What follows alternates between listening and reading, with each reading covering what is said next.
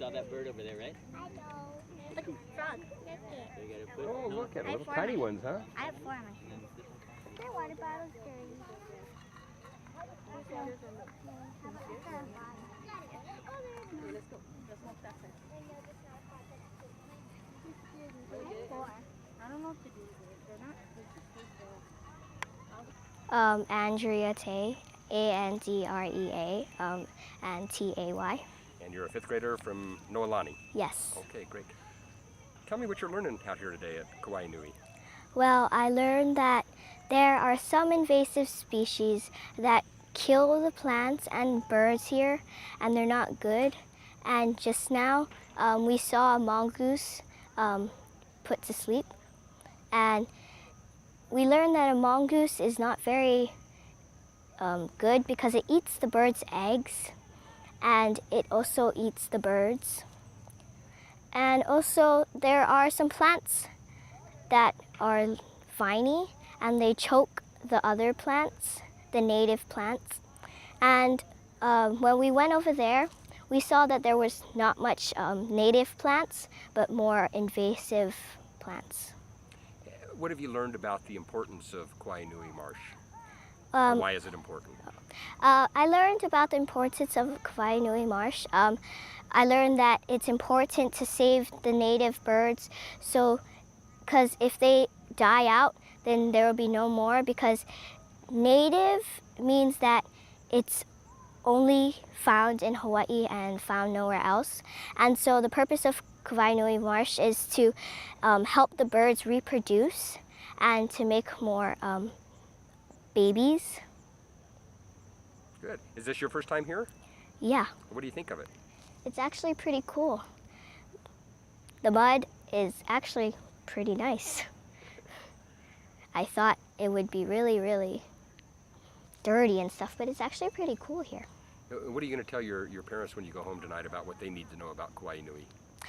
That you should always, I'm going to tell them that Kawainui Marsh is a place where they protect native species and native plants, and so that we can protect Hawaii's birds and animals, and yeah.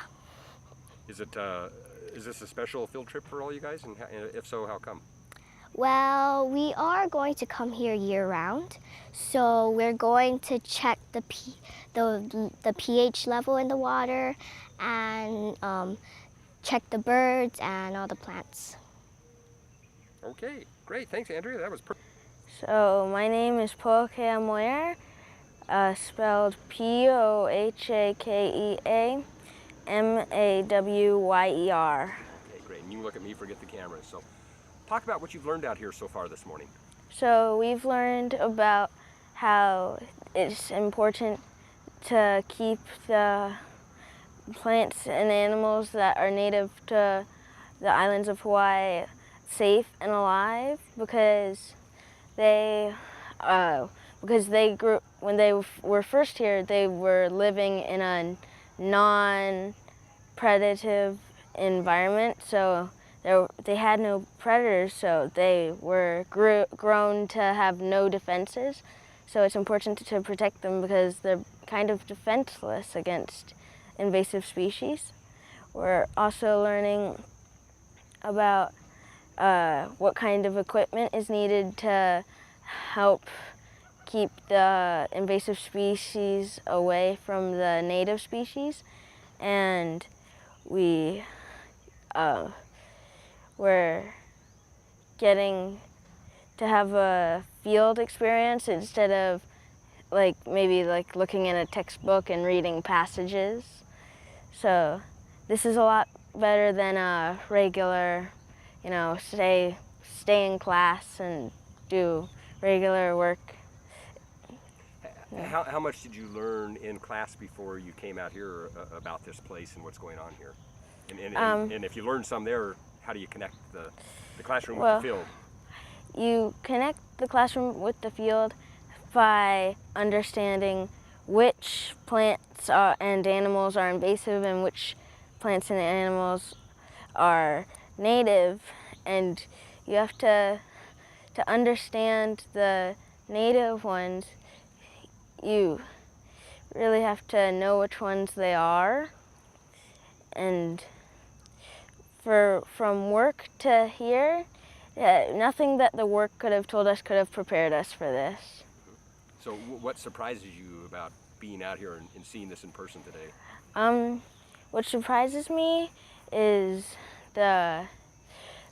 just the enormousness of this place and how it's so big and manned by so few people. I assume you were born and raised here in Hawaii? No, I was born and raised on the mainland. Okay. But my mom was born and raised here. Okay. So for you and anyone, whether they're Native Hawaiian or Kawainui or just visitors, what would you tell them about how important Kawainui is? I would tell them that it's important because, this is a Hawaiian native plant reserve and animals, and it's kind of hard to see the Hawaiian native plants and animals if you're just trying to drive in the car and see them off of the road. And talk about your continuing field experiments out here. What will you be doing as a class? So we've already learned about the equipment and kind of some of the plants and animals, and we will be learning about how to spot them and how to recognize them as this plant or this animal, not this other animal. And will you be coming out here periodically for the rest of the school year to do stuff out here, or is this no? Okay, just this one time, huh? Yeah. Great. What does this mean to you? What's this experience been like today? It's been nice. It's been a fun experience, and I feel that I understand a bit more about the Hawaiian native species than I did before. Okay, very good.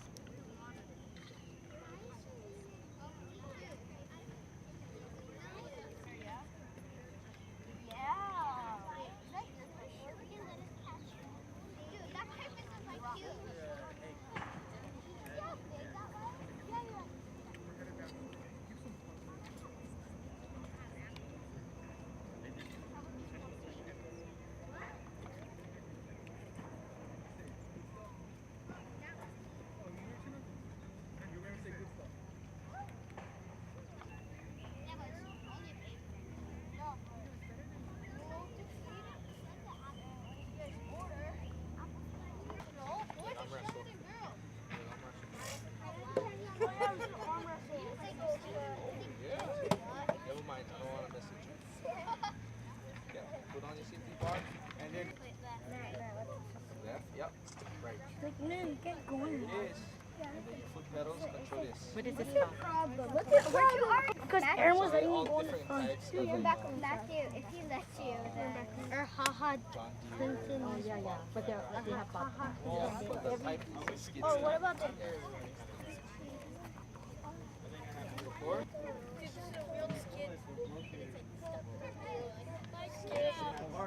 There you go. Okay, let's see it. Let's see it forward. Okay, get him up. Good job.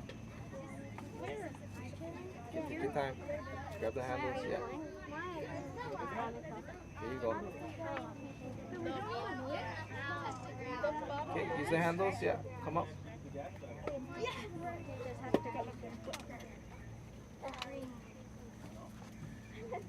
You ready? Okay, reach up. Put a safety bar down. Yeah.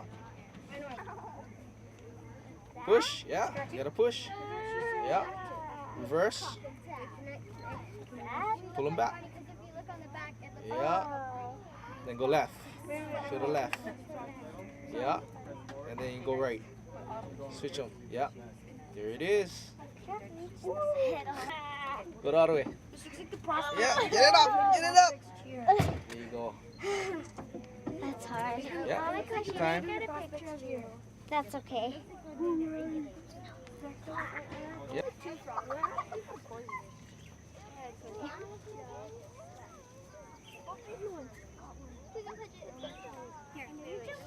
Now just talk about this class and what you're trying to accomplish with these 5th graders out here today. Okay, so the goal of this project is really to introduce the kids to science and technology and how we use that to manage wetlands.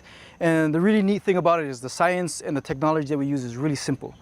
Simple enough for school kids, for school children to track and to actually help us manage this system. The pond system that we have built here requires a lot of attention in terms of the way we move and the way we manage the water. So understanding the water quality is really important. So we have a bunch of sensors set up, and the sensors are set up to continuously upload information about the water quality, about the weather and the climate around this area, and to upload it into a database. We then use that database to make management decisions based on what's happening with the water, what's happening with the environment, and that helps us to manage the bird populations. And the goal of this project is to aid in the recovery of these water bird species. So creating the optimal habitat for them to nest in is important. And any way we can integrate science, technology, and the management we do with learning and bringing school kids out here is very important.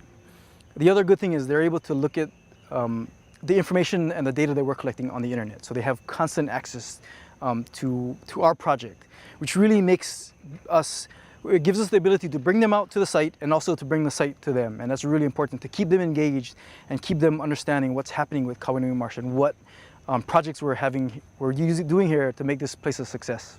So hopefully they take this into young adulthood and later adulthood then. Yeah, and we're trying to encourage and show children that technology is always growing, is always there, and we're constantly trying to upgrade it and utilize it there. And you look at kids nowadays and they're using iPads, they're using iPhones, and so getting them involved at a young age brings that sort of mentality to them, and they could come up with programs and come up with applications that could make our job 10 times easier. So introducing them to all aspects of technology and how it fits into wetland management is very important to us.